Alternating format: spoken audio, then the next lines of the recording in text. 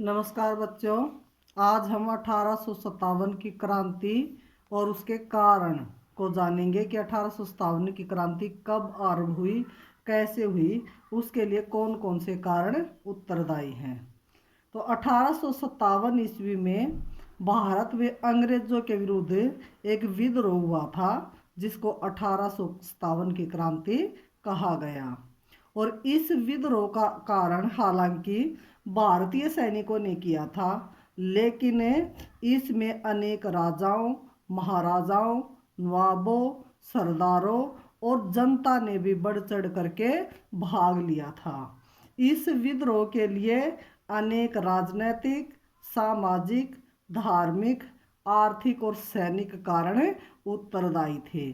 और इस क्रांति के लिए अनेक अफवाहों ने भी महत्वपूर्ण योगदान दिया था।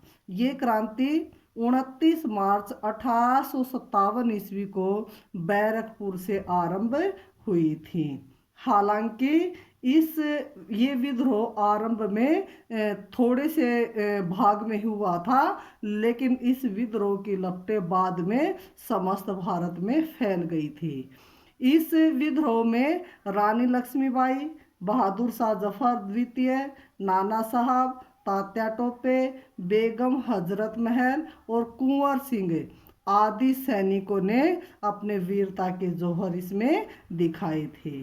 और उन्होंने एक बार अंग्रेजों को भारत में से बाहर निकलने के लिए मजबूर कर दिया था। हालांकि बाद में इसके दूरगामी जो परिणाम है वो रहे और अंग्रेज इस विद्रोह को कुचलने में सफल रह गए।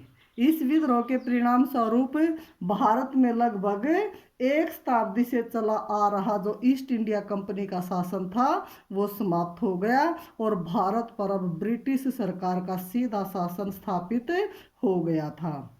ये विद्रोह आने वाली पीढ़ियों के लिए एक महान प्रेरणा का स्रोत बन गया था। यही कारण है कि 1857 के विद्रोह को भारतीय इतिहास की एक युग परिवर्तक घटना के रूप में माना जाता है। और 1857 की क्रांति के विद्रोह के संबंध में हमें अनेक बहुमूल्य जानकारियां जो है वो मिलती है। तो इस विद्रोह से संबंधित जो भारतीय थे और अंग्रेज थे उनके द्वारा बनाए गए अनेक चित्रों से ये जानकारी हमें मिलती है। तो आइए जानते हैं 1857 के विद्रोह की क्रांति के कारण। सबसे पहला कारण है राजनीतिक कारण, और राजनीतिक कारण में पहला है अंग्रेजों की साम्राज्यवादी नीति। अंग्रेजों द्वारा भारत में अपनाई गई साम्राज्यवादी नीति 1857 ईस्वी के विद्रोह का सबसे बड़ा कारण बनी। इस साम्राज्यवादी नीति का जो आरंभ है वो लॉर्ड क्लाइव ने प्लासी और बक्सर की लड़ाइयों में विजय प्राप्त करके किया था। उसके बाद भारत आने वाले सभी गवर्नर जनरलों के मध्य भारतीय क्षेत्रों को ब्रिटिश साम्राज्य में शामिल करने की एक होड़ सी लग गई थी। लॉर्ड वेल्जली ने सहायक संधि के द्वारा भारत की अनेक महत्वपूर्ण रियासतों को अपने अधीन कर लिया था और इस संधि पर हस्ताक्षर करने वाले भारतीय शासकों ने अपनी स्वतंत्रता जो है वो खो दी थी। इसके अतिरिक्त लॉर्ड वेलेस्ली ने मैसूर के अधिकतर भाग जैसे तंजौर और सूरत आदि को भी अपने साम्राज्य में मिला लिया था।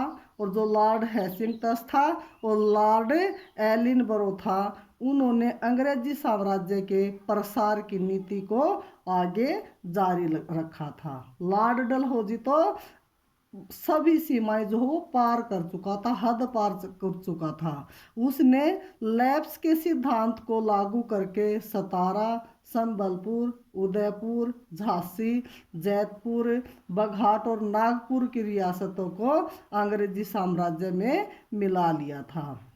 लैप्स के सिद्धांत ने भारतीयों के शताब्दियों से जो परंपरा चली आ रही थी, पुत्र गोद लेने का जो अधिकार था उसको जो उत्तराधिकारी मान लिया जाता था, उसको भी समाप्त कर दिया था। इस प्रकार से लॉर्ड वेल्जली ने अपनी विजयों के द्वारा और भारतीयों पर कुप्रबंध शासन करने का आरोप लगा करके और यहाँ की उपाधियों और पेंशनों आदि को बंद करके अनेक देशी रियासतों को अपने साम्राज्य में मिला लिया था। तो इस प्रकार से अंग्रेजों की साम्राज्यवादी नीति के कारण भारतीय अंग्रेजी शासन के विरुद्ध हो गए और उसने उनसे अंग्रेजों से बदला लेने की सोचने लगे। इसके अंदर दूसरा बड़ा कारण था मुगल बादशाह बहादुर शाह जफर का अपमान।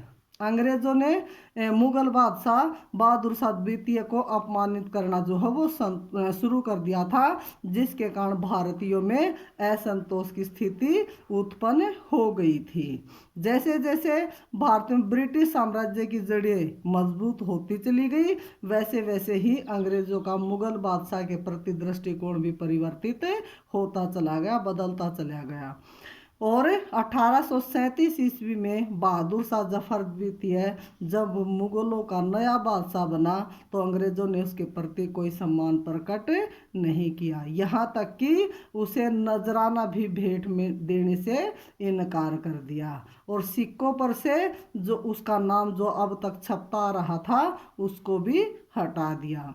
और लॉर्ड डलहौजी ने ये घोषणा करवाई कि बहादुर शाह जफर की मृत्यु के पश्चात उसकी समस्त संपत्ति पर अंग्रेज सरकार जो है वो कब्जा कर लेगी और उसके उत्तराधिकारी को लाल किला छोड़कर जाना होगा, जिसके कारण बहादुर शाह जफर और उसकी रानी जीनत महल ने अपना घोर अपमान समझा और अंग्रेजों की इस नीति से जनता में भी आक्रोश फैल गया, जिसके परिणाम स्वरूप उन्होंने अंग्रेजी शासन का अंत करने का निर्णय कर लिया।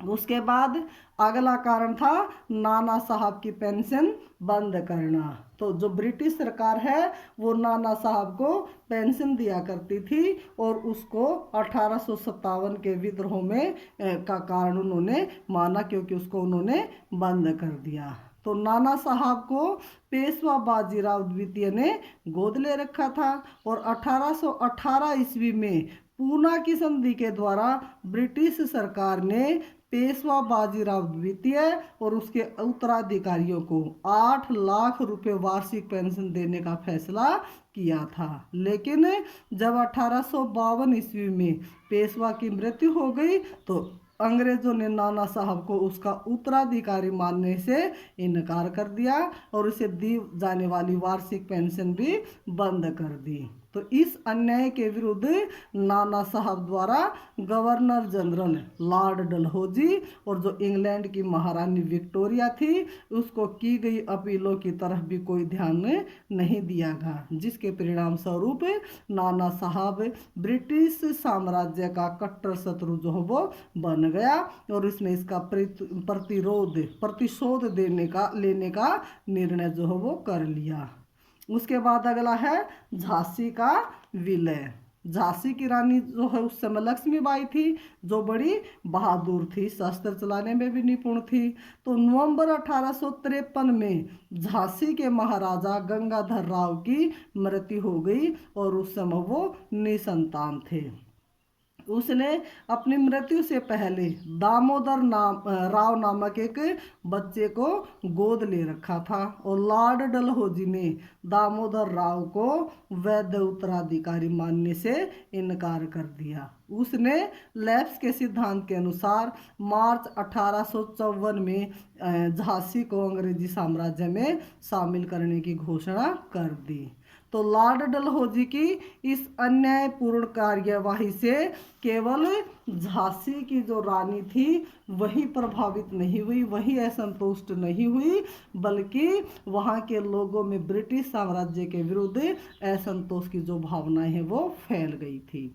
तो झांसी की रानी ने इसके विरुद्ध अंग्रेजों को सबक सिखाने का जो निर्णय है वो लिया। इस प्रकार झांसी का जो विलय है वो 1857 ईस्वी में विद्रोह का एक मुख्य कारण बन गया। उसके बाद अगला है अवध का विलय। लॉर्ड डलहौजी की जो सबसे अन्यायपूर्ण कार्यवाही थी वो 1856 ईस्वी में अवध को अंग्रेजी साम्राज्य में मिलाने की थी।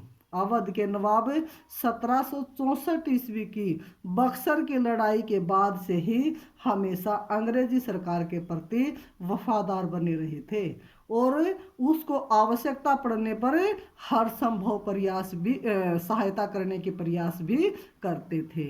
इसके बावजूद भी लॉर्ड डलहौजी ने कुप्रबंध का दोष लगा करके अवध के नवाब वाजिब अली साहब को गद्दी से उतार दिया और उसको ब्रिटिश साम्राज्य में सम्मिलित कर लिया। ऐसा करते समय नवाब के दरबार में उसकी सुरक्षा के लिए रखी गई जो ब्रिटिश सेना थी उसने दरबार में लूटपाट मचा दी और नवाब और उसके वजीर को बंदी बना लिया गया और उनकी बेगमों को अपमानित किया गया। इस कार्यवाही के कारण अवध के लोग भड़क गए और उन्होंने अंग्रेजों का इसके प्रतिशोध लेने का संकल्प ले लिया। इसके अलावा अवध के विलय के कारण भारत की जो छोटी मोटी अन्य रियासतें थी उन रियासतों के शासकों में भी खलबली मच गई। उन्होंने भी सोचा कि आज जब अवध के राजा के साथ ही ऐसा किया जा रहा है तो हमारे साथ भी ऐसा करने में देर नहीं लगेगी। इसलिए वो भी इस बात को सोचने में मजबूर हो गए कि यदि अंग्रेज सरकार उनके प्रति वफादार रियासत के साथ ही ऐसा दुर्व्यवहार कर सकती है तो हमारा अंत तो कैसा होगा, हमारे साथ तो ऐसा व्यवहार करेगी ही करेगी। उसके बाद अगला कारण आया, ये हमारे थे राजनीतिक कारण। अगले कारण आए सामाजिक और धार्मिक कारण। सामाजिक और धार्मिक कारणों में सबसे पहला है सामाजिक सुधार। ब्रिटिश सरकार ने भारतीय समाज में फैले हुए अंधविश्वासों को दूर करने के लिए समाज में कुछ सुधार किए। उन्होंने कन्यावध, सती प्रथा का अंत, नरबली पर कानूनी पाबंदी जो है वो लगा दी और विधवा विवाह को विधवा जो औरत हो जाती थी उसको दोबारा से विवाह करने की अनुमति दे दी। उसने लड़कियों के लिए पश्चिमी शिक्षा की भी व्यवस्था कर दी और उससे जाति प्रथा और छुआछूत के विरुद्ध भी उन्होंने कानून बनाया। हालांकि ये सुधार लोगों की भलाई के लिए किए गए थे, परंतु जो हिंदू लोग थे, जो कट्टर हिंदू थे, उन्होंने ऐसा करने से अपने धर्म में हस्तक्षेप जो है उन्होंने समझा। इस कारण से वे ब्रिटिश शासक के विरुद्ध हो गए और अवसर मिलते ही उनका अंत करने का निर्णय उन्होंने ले लिया। अगला कारण था ईसाई धर्म का प्रसार। ईसाई धर्म के प्रसार ने 1857 के विद्रोह को भड़कने में सबसे महत्वपूर्ण भूमिका जो है उस समय निभाई थी। ईसाई मिशनरी स्कूल, कॉलेज, अस्पताल, दफ्तर, मंदिर, मस्जिद, जेल आदि में जाकर के ईसाई अपने धर्म प्रचार के लिए वहाँ पर जाया करते थे और ऐसा करने के लिए उन्हें सरकार द्वारा सहयोग जो है मिलता था। कई बार तो वे अपने धर्म का प्रचार करने के लिए हिंदू और इस्लाम दोनों धर्मों पर तीखा प्रहार जो है वो किया करते थे। वे इन धर्मों की परंपराओं को और मान्यताओं की खुलकर अवहेलना जो है वो किया करते थे और इन धर्मों की वो निंदा किया करते थे। उन्होंने लोगों को ईसाई धर्म में शामिल करने के लिए अनेक प्रयास किए, चाहे वो उचित थे और चाहे वो अनुचित थे, और धर्म परिवर्तन करने के लिए पुलिस का सहारा भी लिया जाने लगा। इस प्रकार से सेना में ईसाई धर्म के प्रसार के लिए पादरी जो है वो रखे गए और सैनिक छावनियों में मुफ्त साहित्य जो है वो बांटा जाने लगा। ईसाई धर्म को अपनाने वाले लोगों को कई प्रकार की सुविधाएं भी दी गई और कई प्रकार के उनको लोभ भी दिए जाने लगे। 1850 ईस्वी में लॉर्ड डलहौजी ने धार्मिक अयोग्यता अधिनियम पारित कर दिया और इस अधिनियम के अनुसार यदि कोई व्यक्ति अपना धर्म बदलकर ईसाई बन जाता है तो उसे उसकी पैतृक संपत्ति से वंचित नहीं किया जाएगा। तो ईसाई मशीनरियों और सरकार के प्रयत्नों के परिणाम स्वरूप कुछ लोगों ने अपना धर्म परिवर्तन भी कर लिया। इस कारण जो हिंदू और मुसलमान थे उनको अपना धर्म जो है वो खतरे में महसूस होने लगा और उन्होंने इस की सुरक्षा के लिए अंग्रेजों के विरुद्ध हथियार उठाने का निर्णय ले लिया। उसके बाद अगला कारण आया रेल तथा तार का आरंभ। ब्रिटिश सरकार ने भारत में यातायात और संचार के साधनों को सुगम बनाने के लिए उन्नत करने के उद्देश्य से उन्होंने रेलगाड़ियां चलानी आरंभ कर दी, जिसके लिए उन्होंने तार भी बिछाने जो है आरंभ कर दिए। तो भारत के जो रूढ़िवादी लोग थे उन्होंने रेलगाड़ियों और तार के वास्तविक महत्व को नहीं समझा। उनमें ये अफवाह फैल गई कि यदि वे ईसाई धर्म ग्रहण नहीं करेंगे, ईसाई धर्म परिवर्तित नहीं करेंगे, तो उन्होंने रेलों के ताले और तारों के खंभों के साथ लटकाकर मौत के घाट उतार दिया जाएगा। और कुछ का ये विचार था कि रेलगाड़ियां धरती माँ के ऊपर एक भारी बोझ हैं। इस प्रकार रेल और तार के आरंभ होने से अनेक भारतीयों ने अंग्रेजों के से प्रतिशोध लेने का निर्णय जो है वो ले लिया। उसके बाद अगला कारण आया भारतीयों से दुर्व्यवहार। अंग्रेजों द्वारा भारतीयों के साथ अनेक प्रकार से दुर्व्यवहार किया जाता था, जिसके कारण उनमें असंतोष फैल गया। उनको योग्यता और ईमानदारी पर शक किया जाता था और उन्हें प्रशासन में किसी भी प्रकार की जिम्मेवारी का जो पद है वो नहीं दिया जाता था। उन्हें केवल छोटे और घटिया पदों पर ही नियुक्त किया जाता था और अंग्रेज भारतीयों को सुअर, कुत्ते, गधे और काले भारतीय आदि नामों से संबोधित करते थे, जिससे वो अपना अपमान समझते थे। उन्हें अंग्रेजों के क्लबों में जाने और उनके साथ यात्रा करने की आज्ञा नहीं थी। इसके अलावा भारतीयों को कई प्रकार की पाबंदियां भारतीयों पर लगाई गई थी। तो भारतीय इस अपमान को सहन नहीं कर सके, इसलिए उन्होंने गुलामी की जंजीरों को तोड़ने का निर्णय ले लिया। उसके बाद आए आर्थिक कारण। आर्थिक कारणों में सबसे पहला है देश का आर्थिक शोषण।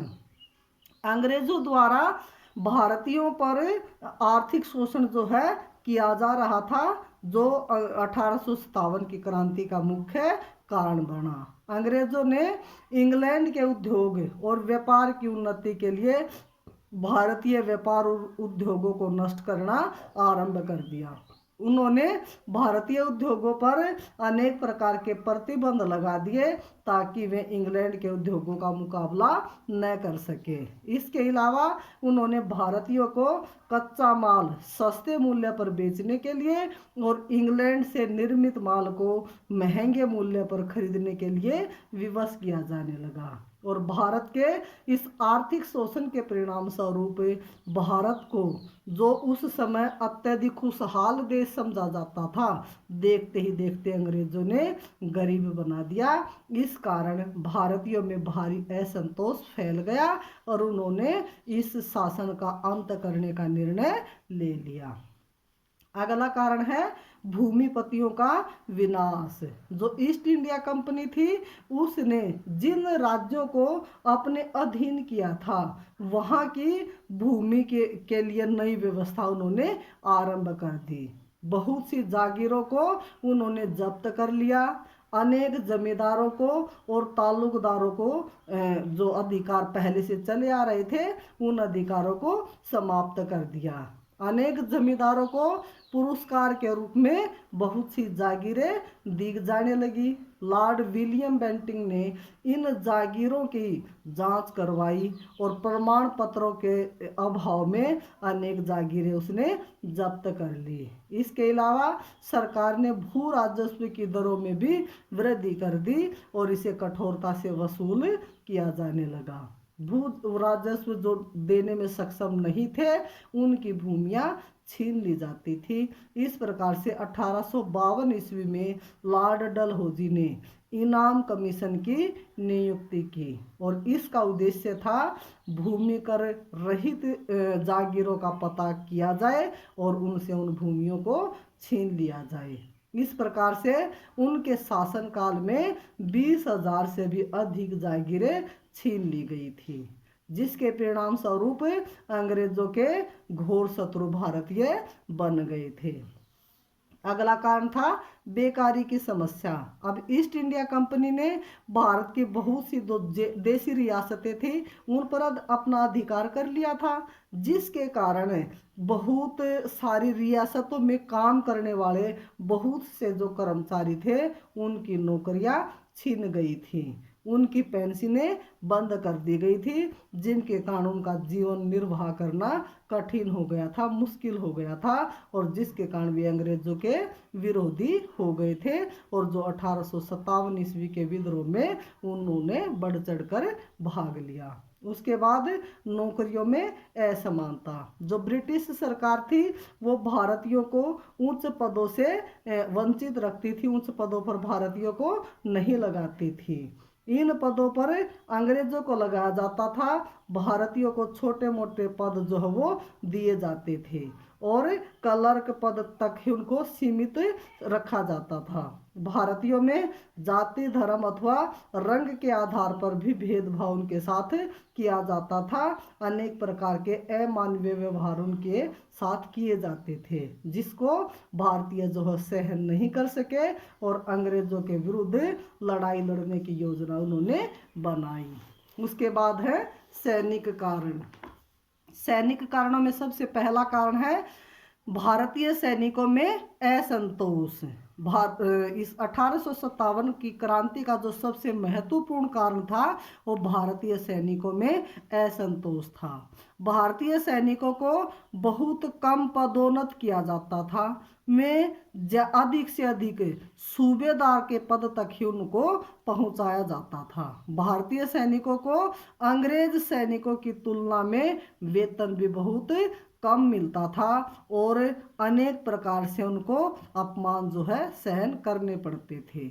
इस प्रकार से जो भारतीय थे वो लंबे समय तक सैनिक के पद पर रहते हुए अंग्रेजों की आज्ञा का जो है वो पालन करते रहे थे, लेकिन फिर भी उनको उनके साथ अनेक प्रकार से अमानवीय व्यवहार जो है वो किए जाते थे और अनेक प्रकार के प्रतिबंध उन पर लगाए जाते थे, जैसे तिलक लगाना, दाढ़ी रखना और पगड़ी बांधने पर प्रतिबंध लगाया गया, जिसके कारण भारतीय सैनिकों ने अपना अपमान समझा और भारतीय सैनिकों ने अंग्रेजों के प्रति 1857 की क्रांति में अपना रोष प्रकट किया। उसके बाद है प्रथम आंग्ल अफगान युद्ध का प्रभाव। 1839 से 42 ईस्वी में प्रथम आंग्ल अफगान युद्ध लड़ा गया था। अब तक विश्व में जितने भी युद्ध लड़े गए थे, जितनी भी लड़ाइयाँ लड़ी गई थी, उनमें अंग्रेज जो है वो विजयी रहे थे, इसलिए उनको अजेय माना जाता था। लेकिन अफगानिस्तान के साथ हुए इस प्रथम युद्ध में अंग्रेजों को पराजय का सामना जो है वो करना पड़ा था। तो अंग्रेजों द्वारा इस युद्ध में भेजे गए 16,000 सैनिकों में से केवल एक ही जीवित बचा था और इस पराजय से अंग्रेजों की प्रतिष्ठा को काफी गहरा धक्का लगा था। इसका भारतीय सैनिकों के दिलों पर भी गहरा प्रभाव पड़ा था और ये सोचने लग गए थे कि यदि वे अफगानों की तरह योजनाबद्ध तरीके से अंग्रेजों के साथ युद्ध करेंगे तो निसंदेह ही हमारी विजय होगी। इसलिए अंग्रेजों ने एकजुट होकर के भारतीयों ने एकजुट होकर के अंग्रेजों को अपने देश से बाहर निकालने का निर्णय कर लिया। अगला कारण था भारतीय और अंग्रेजी सैनिकों की संख्या में अंतर। भारतीय और अंग्रेजों की सैनिकों की संख्या में काफी अंतर था। अधिक से अधिक भारतीय सैनिक भर्ती किए जाते थे और 1854 से 56 ईस्वी में इंग्लैंड क्रीमिया के युद्ध में जो है वो उलझ गया था और इस स्थिति से निपटने के लिए उसे बहुत से अंग्रेज सैनिकों को भारत से बुलाना पड़ा था। इस कारण भारत में भारतीयों और ब्रिटिश सैनिकों का अनुपात 6:1 रह गया था, अर्थात 6 जो है वो अंग्रेज थे और 1 भारतीय रह गया था। इससे भारतीय सैनिक विद्रोह करने के लिए जो है वो प्रेरित हुए थे। उसके बाद सामान्य सेवा भर्ती अधिनियम 1856 ईस्वी में लॉर्ड कनिंग ने सामान्य सेवा भर्ती अधिनियम ने घावों पर नमक छिड़कने का कार्य जो है वो किया था। इस एक्ट के अनुसार प्रत्येक नए भर्ती होने वाले सिपाही पर यह शर्त लगाई गई कि आवश्यकता पड़ने पर उसे युद्ध में भाग लेने के लिए विदेशों में भी भेजा जा सकता है। भारतीय जो सैनिक थे वो समुद्र पार जाना अपना अपमान समझते थे, पाप समझते थे। जब इसके लिए उन्हें बाध्य किया गया तो वे विवश होकर के उन्होंने अस्त्र शस्त्र उठाने पड़े। अगला है अवध का विलय। 1856 ईस्वी में लॉर्ड डलहौजी ने अवध को ब्रिटिश साम्राज्य में मिला लिया। इससे कंपनी की सेना में विद्रोह का वातावरण फैल गया। इस सेना के 75,000 सैनिकों का संबंध जो है अवध से था। उन्होंने भारत को जीतने में अंग्रेजों की बड़ी निष्ठापूर्वक सेवा जो है वो की थी और वे इस अपमान को सहन नहीं कर पाए और अपनी रियासत पर अंग्रेजों का जो अधिकार किया जिसके विरुद्ध में खड़े हुए और अंत में अवध के विलय के का जो किया गया था उसमें आग में घी डालने का कार्य जो है वो किया गया, जिसके कारण अवध के जो सैनिक थे वो अंग्रेजों के विरुद्ध खड़े हो गए। उसके बाद एक उड़ती हुई अफवाह थी। क्या थी? उस समय संपूर्ण भारत में ये अफवाह फैल गई थी कि भारत में अंग्रेजी राज्य केवल 100 वर्ष तक ही रह सकता है और उस समय 100 वर्ष उनके हो चुके थे। क्यों? क्योंकि उनका भारत में राज्य 1757 ईस्वी की प्लासी की लड़ाई के साथ आरंभ हुआ था। इस कारण अधिकांश लोग ये विश्वास करने लगे थे कि भारत में अब अंग्रेजी शासन का अंत निकट है। इस अफवाह का भारतीय सैनिकों पर काफी प्रभाव पड़ा, इसलिए उन्होंने विद्रोह की तैयारियां आरंभ कर दी। ब्रिटिश इतिहासकार था एक सर माइकल एडवर्ड्स, उसने ये कहा था कि अग्नि के लिए ईंधन तैयार था, केवल एक चिंगारी की ही आवश्यकता थी, जो उस अफवाह ने काम किया था। उसके बाद थे तात्कालिक कारण। तात्कालिक कारण थे चर्बी वाले कारतूस।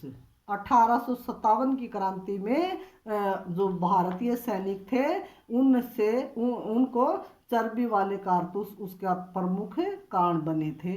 1856 ईस्वी के अंत में अंग्रेजों ने ब्राउन बेस राइफल की जगह भारतीय सैनिकों को एनफील्ड राइफल देने का निर्णय किया और इन राइफलों में जो प्रयोग किए जाने वाले कारतूस थे उन पर गाय और सूअर की चर्बी लगी होती थी और इन राइफलों को भरने से पहले भारतीय सैनिकों को दांतों से इनको छीलना पड़ता था। जब भारतीय सैनिकों को इस बात का पता चला तो वे भड़क उठे। उन्हें ये विश्वास हो गया कि अंग्रेज इन कारतूसों के द्वारा उनका धर्म भ्रष्ट करना चाहते हैं, इसलिए उन्होंने इन चर्बी वाले कारतूसों का प्रयोग करने से इनकार कर दिया। और जब अंग्रेजों ने ये कारतूस प्रयोग करने के लिए भारतीयों को विवश किया तो बैरकपुर के मंगल पांडे ने 29 मार्च 1857 ईस्वी को विद्रोह का बिगुल बजा दिया। डॉक्टर ताराचंद ने कहा है कि इस प्रकार विस्फोट हुआ जिसने अपनी लपेट में सारे भारतवर्ष को ले लिया। तो बच्चों ये थे 1857 की क्रांति के शुरुआत के मुख्य कारण कौन कौन से थे। इसके आगे क्या हुआ वो कल वाली वीडियो में मैं करवाऊंगी। उम्मीद करती हूँ कि आपको ये वीडियो समझ आई होगी, और अगर आपको मेरी ये वीडियो अच्छी लगी तो प्लीज़ लाइक और सब्सक्राइब ज़रूर कीजिए। Thank you.